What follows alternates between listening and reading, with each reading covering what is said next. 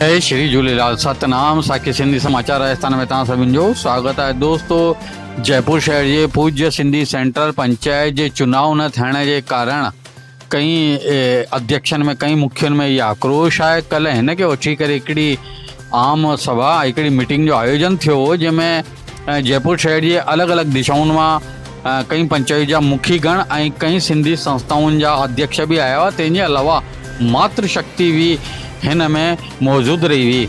सभिनी पंहिंजा पंहिंजा वक्तव्य रखा कि चुनाव समय ते थियणा घुरिजनि, चुनाव 20 साल खां पोइ थियणा घुरिजनि हुआ, पर अलाए छो पूज्य सिंधी सेंट्रल पंचायत हिन कार्यकाल के वधाए करे 3.5 साल करे रही है, जेको पूर्णतः तरीक़े सां ग़लति आहे। तंहिंजे अलावा तव्हांखे ॿुधाए लाहियूं कि जेका हू संशोधन करण था चाहिनि, संविधान में संशोधन, इन के वठी करे भी समाज के मुखियन में ॾाढो आक्रोश है कि बिना के आम सभा जी मीटिंग जे बैठक जे उहे ईअं कीअं था करे सघनि।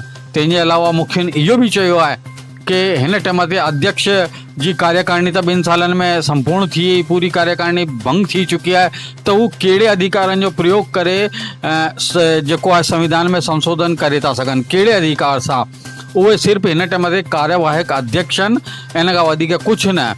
तो दोस्तों, सभिनी पंहिंजी पंहिंजी राय रखी ऐं सभिनी पंहिंजो पंहिंजो वीचार रखियो ऐं इन ॻाल्हि खे अॻियां वधाईंदे हूंदे इहो चइनि कि असां इन जो पूर्ण जोर तरीक़े सां विरोध कंदासीं ऐं पंहिंजी ॻाल्हि दमखम सां गॾु सेंट्रल पंचायत के भी चईंदासीं ऐं संरक्षक ज्ञानदेव आहूजा के भी ॿुधाईंदासीं।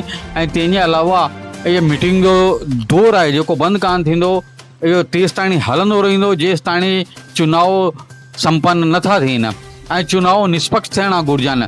जीअं कि के मुखिया चई कि जे टाइम ते वोट खपजंदा उन टाइम ते उन्हनि खे 80 पंचायतनि जो समर्थन खपजंदो, वोट खपजंदा, ऐं अॼु जॾहिं उन्हनि खे वोट कराइणा आहिनि त उहे कुछ पंचायतुनि के निष्क्रिय समझी करे वोट हटाइण चक्कर में लगा पिया आहिनि। त इहो ग़लति आहे। जेकियूं पुराणियूं पंचायतूं हुयूं उन्हनि सभिनि खे गॾु खणी करे ई वोटिंग थियणी घुरिजे। त सभिनी पंहिंजा पंहिंजा मत, सभिनी पंहिंजा पंहिंजा वीचार इन मीटिंग में साझा कया ऐं हाणे ॾिसणो ई आहे कि सेंट्रल पंचायत आखिर छा संविधान में संशोधन करे थी त कहिड़े रूप सां करे थी, छोकि कार्यकाल त उन्हनि जो पूरो थी चुको आहे। पूरी हिकिड़ी चई जेकी पंचायत पूरी भंग लगी पई आहे, त कहिड़े अधिकारनि सां आखिर जेको आहे संविधान में संशोधन करे थी सघे या पंहिंजी हठकर्मता हलाई थी सघे।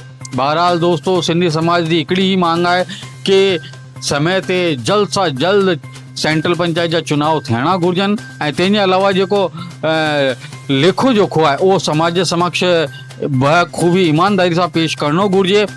हींअर को भी ऐं जेको पुराणो पिछले 10-12 साल जो पेंडिंग भी हले उहो भी हिननि खे पूरी ईमानदारी सां पेश करणो घुरिजे। जय श्री झूलेलाल।